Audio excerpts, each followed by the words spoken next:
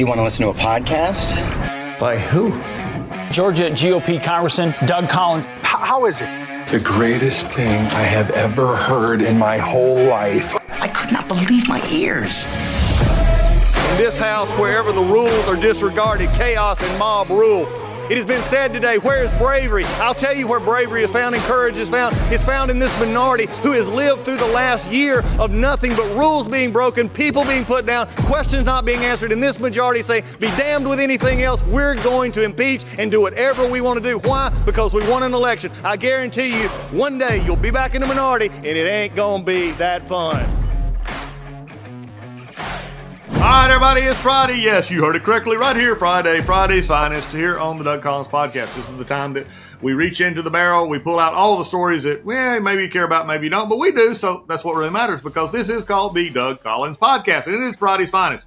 On board today, we have James, our New Jerseyan by way of Texas, and in Texas now by way of New Jersey. And James, I just have to say, I flew in over your wonderful home state again. God bless you being in Texas. And then we have Chip Lake. Chip is in with us in here from Atlanta. Always good to have the two of them on board for Friday's Finest. How's everybody today? Doing great, Doug. I hope you are as well. I was good until you started trashing my home state. Well, that's good. Well, we got one break to get to, and as soon as we get back from the break, these two you will hear from right after the break. Hey, folks, when you look out and you see the country and just the disarray it is, you see the Biden administration, you see the wholesale prices have just went through the roof again. Inflation is tearing us up. If you have your finances all impinged in just a few areas, if you're just in stocks and bonds and you're not diversified, I got some news for you. You need a navigator. You need somebody to help you get to where you need to go with those finances, and I can't think of anybody better to do that than my friends at Legacy Precious Metals. You need precious metals in that portfolio. You need gold and silver. And Legacy Precious Metals, the folks there, they're the navigators. They know how to deal with tough times. They know and how to look ahead and take your personal situation and make it something that can be workable for you in the long term, because that's, at the end of the day, that's the one you're most concerned about. You need to make sure that your personal finances and your retirement are secure. You need folks like Legacy Precious Metals helping you in that. They will take the time to learn you. They'll learn your finance. They'll learn where your investment goals are, and they'll help you get there. And metals and gold right now, in this kind of crazy inflation, in this kind of crazy economy with the Biden's economy, is just, you need that help. And Legacy Precious Metals is the one to do that. So give Legacy Precious Metals a call, 866-528-1903, 866-528-1903, or you can always visit them online at legacypminvestments.com, and you can download their free investor's guide. Legacy Precious Metals, they're the ones you need. They're the navigators to help you through these turbulent times. Hey, everybody, it's MyPillow's 20th year anniversary, and over 80 million MyPillows have been sold. Mike Lindell and MyPillow wants to thank each of you and every one of you for giving you the lowest price in history on their MyPillows. You will receive a queen-size MyPillow for $19.98. Regular price is $69.98, and just $10 more for a king size. You will receive deep discounts on all MyPillow products, such as bed sheets, mattress toppers, pet beds, mattresses, my slippers, and so much more. This is a time to try out something other than the amazing products that you've had your eye on. Go to mypillow.com, click on the radio podcast square, and use the promo Collins, Collins, to receive this amazing offer on the queen size MyPillow for $19.98, or call 800-986-3994. This offer comes with a 10-year warranty and 60-day money-back guarantee. It's time to start getting the quality sleep you deserve. You know how I know that? Because I sleep on a MyPillow every night. Go to mypillow.com and use promo code Collins, Collins, or call 800-986-3994 today. All right, we're back. Now, okay, Chip and James, got a lot to talk about here this week. But, James, we're going to defer to you. It was a tough week for the Vikings. We could talk about this, or we could just find other things to depress me. It was weird. I'll tell you what. It was really weird because my dad was me and my dad are that when it comes to the Vikings, that's our thing. That's what we care about the most. When I texted him, I know you can't tell if someone's crying over text, but I was pretty sure he was crying because not that we were going to win a Super Bowl or anything, but we were turning it around and people were kind of getting excited. We had the chains, Kirko back, all that fun stuff. Is there anything more devastating than an injury that's not caused by the other team? Oh, right? Yeah. Okay, I have a question here for both of you. And before we get into your MVP candidate now that's come in as quarterback, the is Achilles just the injury du jour this year, or is there a reason Achilles is becoming more and more problematic with quarterbacks, with wide receivers, anything else, or is it just one of those years? I think it's just happened with two very high-profile quarterbacks, right? And anytime that happens, it's going to get a lot of attention. But in talking about the Vikings, Doug, I mean, 4 weeks ago, their 1-2 at quarterback and wide receiver was Kirk Cousins and Jordan Jefferson, and now it's Joshua Dobbs and KJ Osborne. So not going in the right direction. Listen. First of all, with all due respect to KJ Osborne, who I think is a good receiver. But no, what's good is, first of all, Jordan Addison is now our number one receiver. Don't get it twisted. That man he literally showed up the moment Jefferson went down. They were like, all right, let's just throw him the ball. And that was because of Cousins. Let's just pay our respect, because Kirk Cousins is 35. He's going to be 36 next year. I don't know where he's going to be in his career. That's a devastating thing to get this late coming up in a contract season. But he was literally at the top of his game. And that sucks, because I know, we can all joke about Kirk Cousins. It doesn't play big, blah, blah, blah. But if you just took his numbers and didn't know that he was a huge Creed fan, and you just took the numbers and you just looked at those, Creed, you would put him up with a bunch of other great players. So despite that, the Vikings said, we're not going to do anything, no trades, nothing happens. And then sure enough, MVP candidate Josh Dobbs shows up on our doorstep. And he's going to take us to a Super Bowl, Nick Foles style. I'm certain of it, because it's the only way I can get through this. I know you might think I'm not all there mentally, and you're correct. But hey, as an Atlanta Falcons fan, misery loves company, right? So you guys made the right. Well, not you guys. Arthur Smith's mustache made the right decision eventually. Y'all went with Taylor Heineke, so you guys should be pretty thrilled. We're going with Heineke. All right, whatever. At least it's not Ritter. And we got some others to talk about as well. Of course, my other team that I look at, as you can see in the background, is the Raiders. And we finally made a trade this year. This wasn't a trade. It was like get rid of Josh McDaniel and the GM. So I had a statistic yesterday. Did y'all know this? That since Al Davis died, Daddy Davis died, Mark's been in control since 2011, 2012, I think it is. They have had 8 head coaches. Is he in control, or was his bowl cut in control? Who is calling the shots? Well, good question. But like I said, 8 head coaches, and in a franchise that money's not a problem. Okay, it's this is beginning to be one of those. And again, you can say Dallas a little bit here, but Jones is the different animal. But this is becoming one of those. Maybe Chip, maybe you can go back on this with me. This looks like the Rankin Smith era Falcons, especially the last 10 years.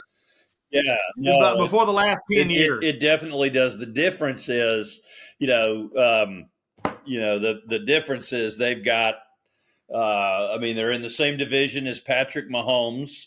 And I guess during the Rankin Smith years, the Falcons were in the same division with the San Francisco 49ers. San Francisco 49ers. Steve Young and all that. And so, look, as bad as it is, they're only 3-5. But when you lay an egg like they did on national TV this past week, and they laid an egg, I mean, the fact that they were even in that game on the scoreboard as late as they were was unreal, because I think at one point in time early in the fourth quarter, they were being outgained in total yards 3.5-1 in a football game. It should be illegal for Devontae Adams to have one catch. Like, it should be an actual punishable offense. Yeah. Well, that's like Bijan Robinson not playing. And look, I think the Falcons have made a habit of drafting number ones and not using them. So it's crazy. At least like, all right, let's say Kyle Pitts, like maybe we didn't see it on the field in Atlanta yet, that super incredibleness. But you've seen it since day one with Bijan. Just give him the ball. Don't think about it. It's not a thought process. There should be you You could put a toddler with a headset on the sideline, and all he has to do is say, go right or go left, and Bijan will make the right decision. It's not rocket science, and not giving Devontae Adams the ball is the same thing. He should have 100 targets every game.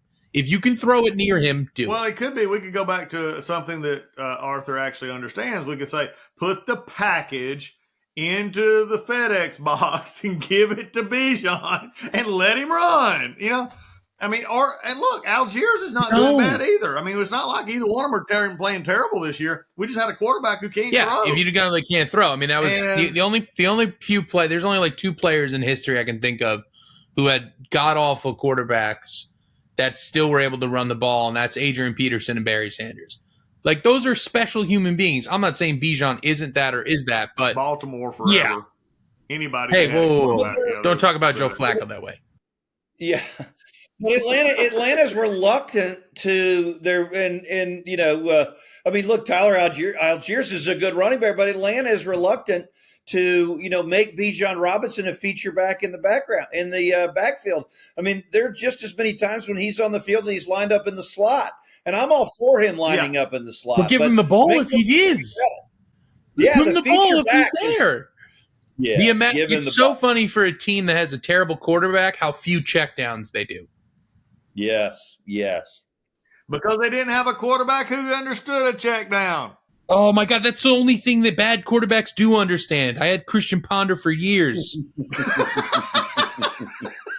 I had Gus James, you did worked out really well. I'm going through it right now, and I'm watching my fantasy teams crumble, and I don't know if I can even get into that today, but, like, that's the kind of thing where, like, once those start going downhill, my kick, I'm losing in my kicker league right now. It's all downhill. Then you have the Vikings are shot. The Nets started off 0-2. Thank God we won 2 games in a row. All I'm saying is things aren't perfect. And when you watch Kirk Cousins' Achilles snap and have to see him like limping up, and you know that Josh Dobbs is coming in and we're not even starting him, which I know isn't fair to him. We should be starting him, though. I mean, this kid is from BYU, is not going to be good. It's going to be ugly.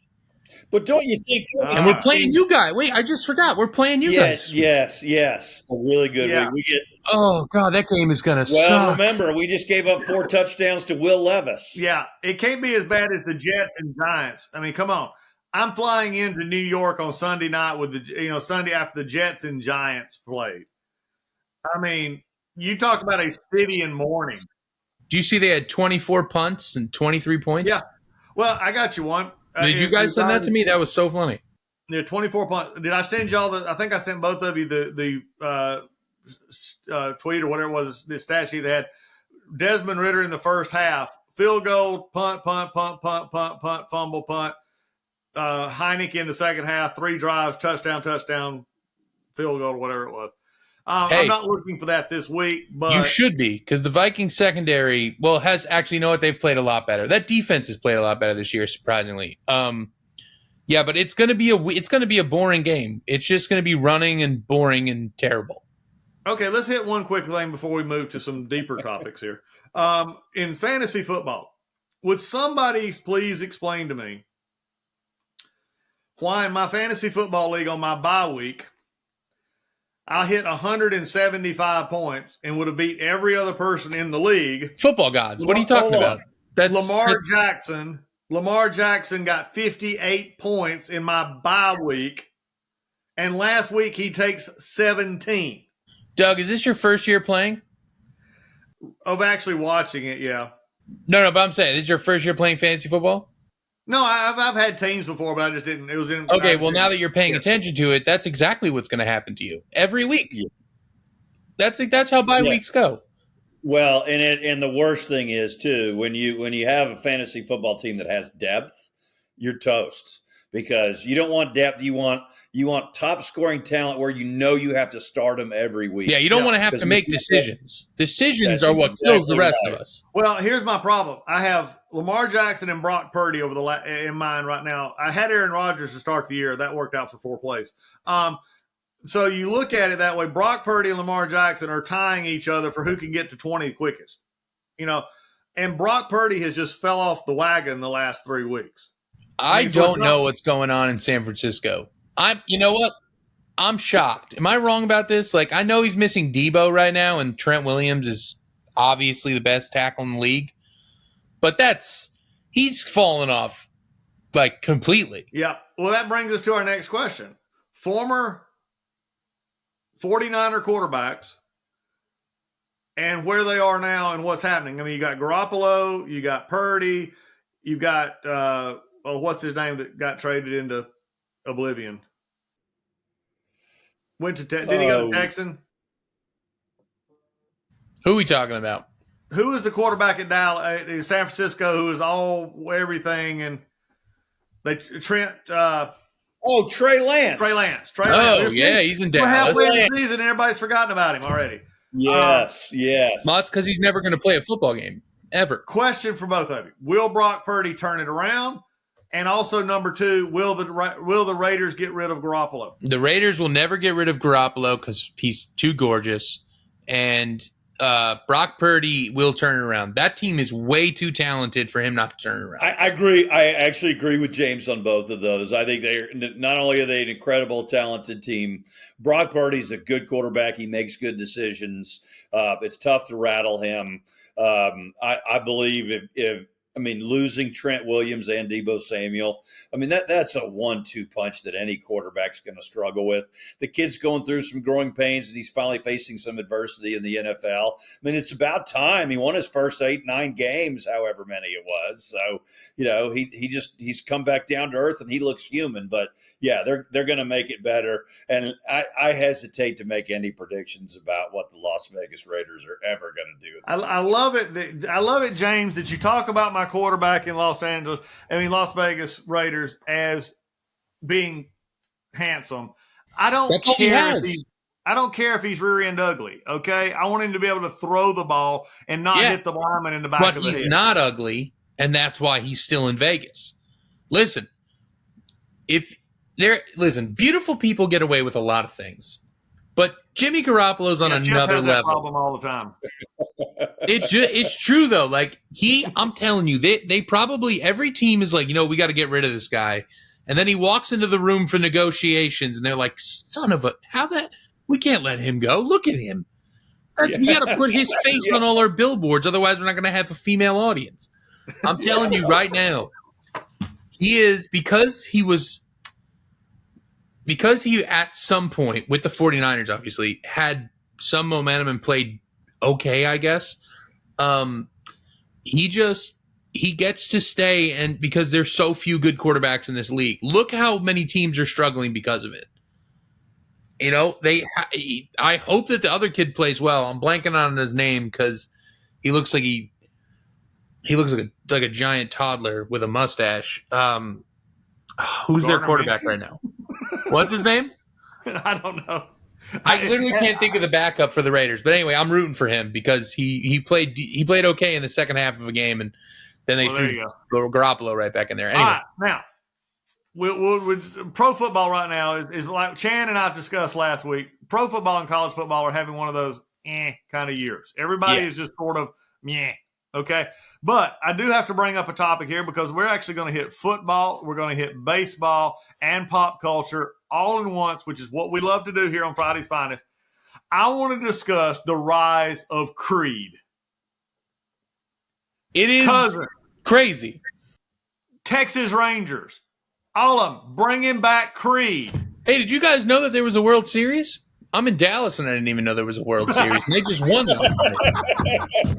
And by the way, y'all are that'll really tick Jerry Jones off because across the parking lot, they're actually world champs. You know what they should do? Just to piss off Jerry Jones, they should just retire. What's his name? Who's their head coach? He won't retire. Bruce Bochy. No. He's the Dallas former coach, Johnson. They should just retire Jimmy Johnson's. Just retire him to piss off Jerry Jones. What a W for them. But yeah, Creed is back, and it's better than ever, and I'm so glad it is. I love when this is what the internet's for. Not the horribleness. It's for Creed. It's to bring back music nobody wanted to hear for the last 20 years. God, Nickelback, I mean, see your when opportunity, did- buddy. When did Creed and Nickelback? I'll bring in the other one here. When did Creed and Nickelback become unworthy listening stuff? You know, Like 5 years after I don't know, when was I? The last time I remember listening to Nickelback, I was wearing rollerblades with my classmates when I was in third grade at the rink. That's what it was called. I think that was the last time I cared about it. Hey, I've actually met what's his name? Creed's Scott lead singer. Stapp. Yeah. You met him? Yeah, I have. He is an excellent golfer. I mean, he's like a scratch. Of course he is. Golfer. Really? Yeah. That's so infuriating. You can already sing. Leave some talent for the rest of us. See, that's why we have you, James. We just throw up stuff for you to tear down. You know, It's like when Steph Curry gets a hole in one, you're like, get out of here. You already are good. You're already the best at something. Gets a hole in one on national TV. On national television, things that golfers have been dreaming to do their entire lives. And he's like, yeah, no big deal. By the way, tomorrow night I'm going to have 45 against Utah. Like, no, you can't do that. And Scott Stapp, being a good golfer is just infuriating. Yeah. Well, that's the scary part is if anybody's watched actually Tiger Woods' son, they can kiss their golf game goodbye. I mean, the That's kid right. is already It's back. It's already over. He's scary. And going. Should we just like set up tournaments to see him play against adults right now? Because they're already doing those horrible tournaments with like Tom Brady and like those with Peyton Manning. Just what you do? You put Charlie in with a group of like 20-year-olds and just watch him eviscerate them.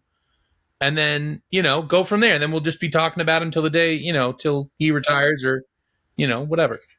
Well, it's November. I mean, we're 1 month away. I mean, December. I mean, a little more than a month since it's the beginning of November. But we're a month and a half away from watching Charlie in the PNC Challenge, or the PNC was at least the sponsor last year. And so, we get to see Charlie one time a year, probably only for the next couple years, because as the kid gets to college and starts playing, bigger tournaments, we're going to see a lot more of him. But we're about to see. Could you imagine Charlie and John Daly paired together? Oh my God! Oh, how good would that be? John Daly tries to give him a beer. Dude, I think they were paired last year together. Oh yeah, my God, they're amazing. Yeah, now they weren't teammates. They were, obviously playing on different teams with John Jr. playing with Big John. But yeah, that would be such a good movie because John Daly would be such a good movie villain if they tried to like base somebody off of him. Have y'all watched the 30 for 30 on him? No, I've seen clips and it's incredible. It's Netflix. Yeah, it's on Netflix, but you got to watch it. Oh my God, it is amazing. It is just. I mean, a 30 for 30 on John Daly? Is it a 30 for 30, James, or is it just I don't know. I've only seen clips. Well, I'd love to watch it. Whatever it is. I can't believe I haven't seen it. Yeah. Hit it hard. It's 30 for 30. Yeah. Oh my God, it's great. It is. You got to watch it. It is amazing. I mean, he's just everything America needs. Well, he does, and it goes through and it's sort of like what we see nowadays. And God, there's so much to talk about today. But it's these kids, basically, and he was one of the original, like the Bosworth. If you ever watched the Brian Bosworth 30 for 30, that's a depressing 30 for 30. And what really has got me is, I mean, now everybody knows him from the Dr. Pepper commercials, but But he had a movie career as well. But what is really, and folks, if you've not watched this, go watch it. It's the 30-30. It's really worth watching because here is a grown man now in his late 50s, probably early 60s, because he's older than he's older than me. Because when I remember watching, that was about the time I was in high school. He and I were roughly 3 or 4 years apart. But anyway, I mean, you can legitimately see pain in his eyes over stuff. I mean, it's like you want to take it to some of these kids who think that they're all that in a bag of chips in high school and college right now and say, hey, watch this. And I know people might get offended by this because I think they're actually good kids. I think a lot of the Colorado football team, the Sanders boys and Travis, but they need to watch what they're doing right now. And because they're not Deion. Okay, Deion is Deion's ultra world. Deion is Michael once in a generation human being. Yeah, it is. I mean, and to see that kind of thing, but to see that discussion with with him in Oklahoma, I mean, because I thought he was amazing when he was there, but if you see the pain in his eyes, and that is really good. You can get humbled super quick in anything, and Brian Bosworth is the definition of being humbled. I think everyone remembers. I wasn't alive for it, or maybe I was. I don't remember what year it was. No, you wouldn't. When what's his name? I'm blanking on his name. He was the greatest athlete of all time, and he ran over Brian Bosworth in the end zone. Oh, Bo Jackson. But when Bo Jackson ran over Brian Bosworth, I don't know what year that Bo was. Jackson. I was thinking greatest athlete of all time. That's in my neighborhood, man. Yeah, that's Auburn, why baby. I was like, that's why I was saying, like, that moment was like the most humbling moment in NFL history, probably at that time. But even that 30 for 30 talks about that hit, and if you look at it, I'm going to defend Bosworth because he didn't try to defend it. But if you look at him, a couple other people were talking about it, he was coming at it, sort of from the side. He was coming at it, and it was a great hit. And it's just, you're not going to stop Bo by yourself. No. You're not. No one was, but it didn't matter because that was the point. It's the visual. It's the visual. It's the visual. Listen, there's a lot of plays that we could go back to in the history of sports and go, it's the visual. And then you look back and you're like, that wasn't his fault. That wasn't his fault. And, Herschel Walker and what's his name at Tennessee? Will Bates. Yep. Who went on to have a great career in the pros. Nobody ever remembers it. All they remember is legitimately Herschel Walker trucking him in Neyland Stadium. I mean, I was watching that. It was fabulous. All right, a lot of stuff here. Let's do a quick couple things because I got a couple of at the end I want to spend a minute or two on, but we've got a few minutes left here to do. Let's get to this week in college football because we have the college football playoffs. Teams were picked. I don't know who these 16 individuals are, but undoubtedly, I think, and I say this with jokingly, Kirby got to them because Georgia's ranked number 2, Ohio State number 1, Michigan number 3, Florida State number 4. Out of those 4, the interesting part is Florida State is the only one over 65% projected to actually still be there in 4 weeks because they're playing nobody. I mean, they're done in the ACC for the most part. Real quickly, James, Chip, any shock? Was it a shock that they put Ohio State first? No. I mean, just from your perspective. Chip, you can go first. Yeah, no, I mean, look, if you're Kirby, you probably wanted Ohio State to be right. I mean, it gives him something to go by. I mean, they've won 2 straight national titles.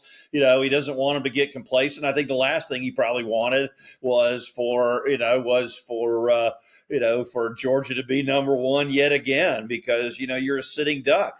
And look, I mean, the reality is. All those teams right now control their own destiny. And so, anytime except for one. Who's that? That's Michigan because that's a good point. That's a very good point.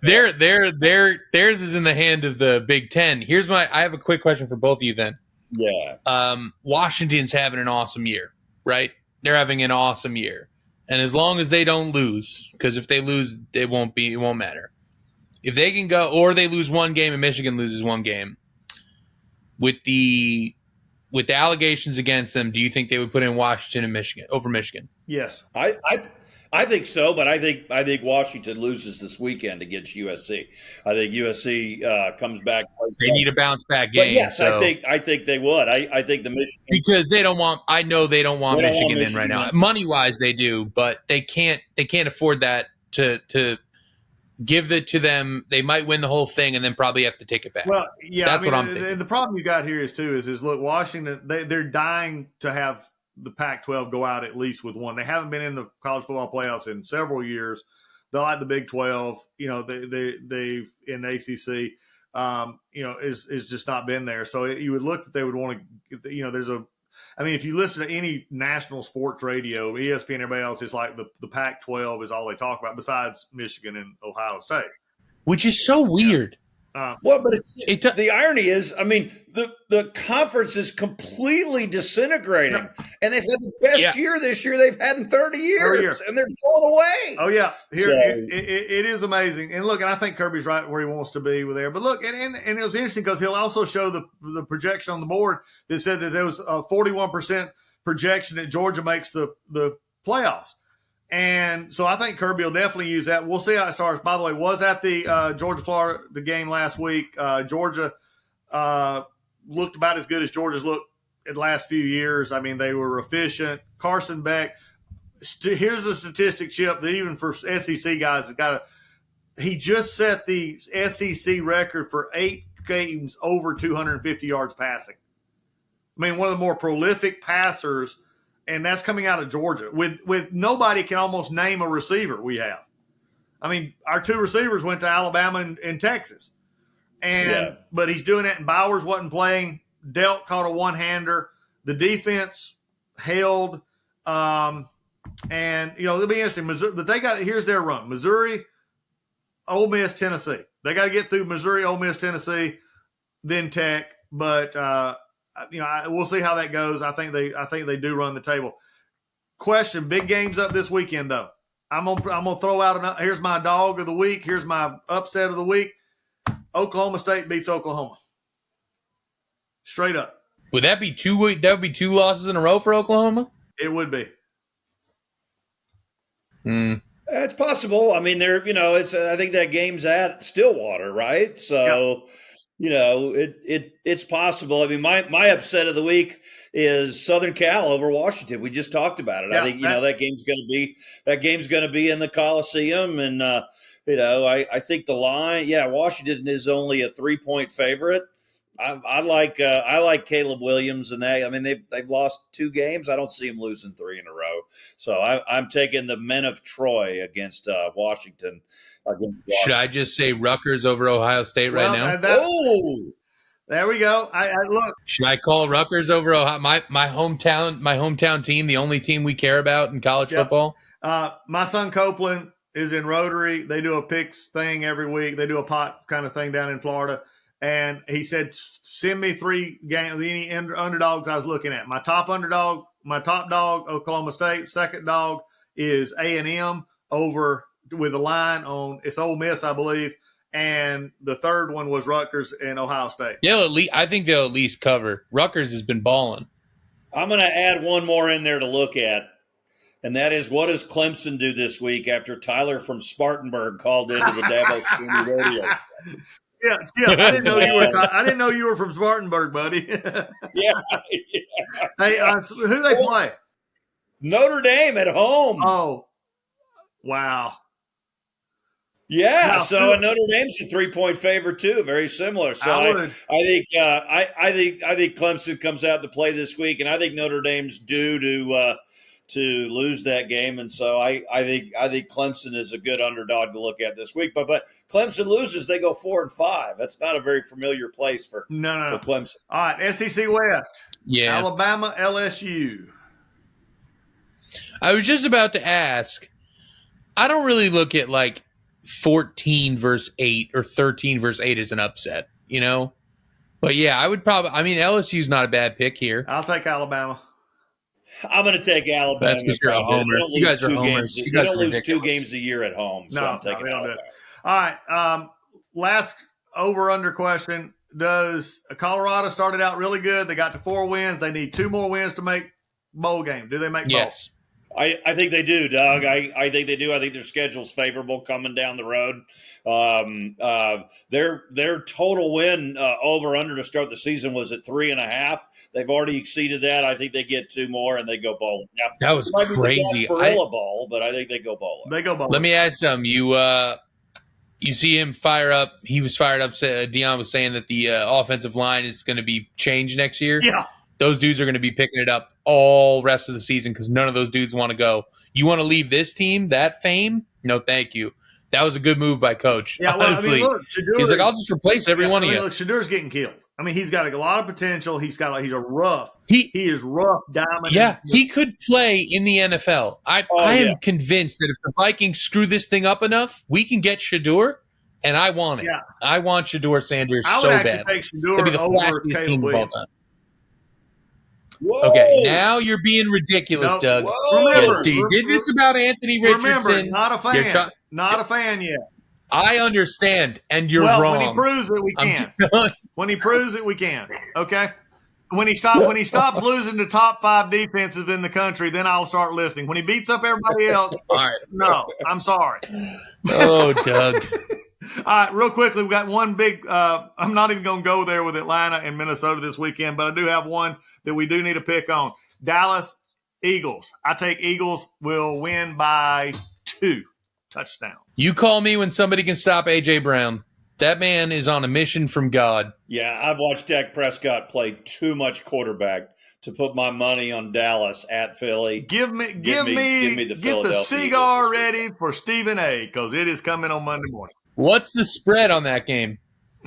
It's let's see, it's 3. Yeah. Philly by 3. Yeah, that's at home, crazy. which So is it's just that's kind just of a low they're line. just giving it a level. They don't want to put a line on it, so you give that and go. Yeah. Hey, before we get going That's here, crazy. Yeah. Before we get going, we got a lot of stuff, but we do have 2 things that we need to remember. Not really my generation, Chip. Maybe more of yours, James. Well, I didn't watch it a lot, but Friends star Matthew Perry passed away this past week, and really sort of stunning.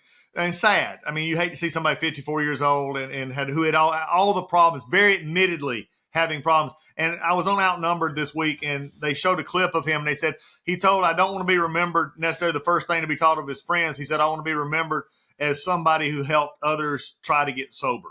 And he did. Pretty cool with that. He helped so many people get sober. Yeah.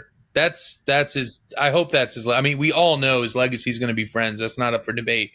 But if there is one that comes right behind it, it's that he got a lot of people believing they could be sober, because addiction is an absolute nightmare and proof. I agree. It is tough. And like I told the folks on TV, we talked about this. I said, look, if you're listening to this today and you're out there, maybe you're struggling, maybe you need some help. It's okay to get help. If you're listening to this podcast, you just stumbled on it and heard 3, wild guys just talking, and maybe you're struggling through the day, get some help.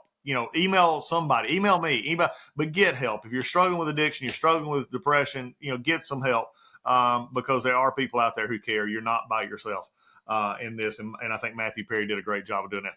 And now one, before we go, the one who sort of influenced my whole younger career in basketball and also in life of coaches, the great Bobby Knight passed away. And I mean, from throwing chairs to, his amazing use of a word that starts in F and ends in K and is not fire truck.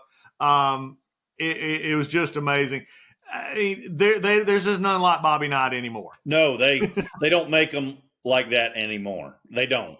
I mean, the coaches today, he wouldn't make it in today's era, and that's sad because he was a good coach. He was an effective coach. He made, he touched the lives of so many young men, but it's the end of an era, Doug. It really is. So rest in peace, well, Bobby folks, Knight. This is it for the Doug Collins Podcast here on the Friday's Finest. We always love to have you aboard with us. If you have any comments, please go to our DougCollinsPodcast.com, hit the email button, and we would love to interact with you, especially if you have anything coming up. And with that, gentlemen, say goodbye. Take care. I'm going to read you guys a quick Bob Knight quote. If the NBA were on Channel 5 and a bunch of frogs making love were on Channel 4, I'd rather watch the frogs, even if they were coming in. That's hard to beat. I'm just going to wish everybody a great week. We'll see you next week. Have a great time. All right, folks, we're out of here. The Doug Collins Podcast. We'll see you next time.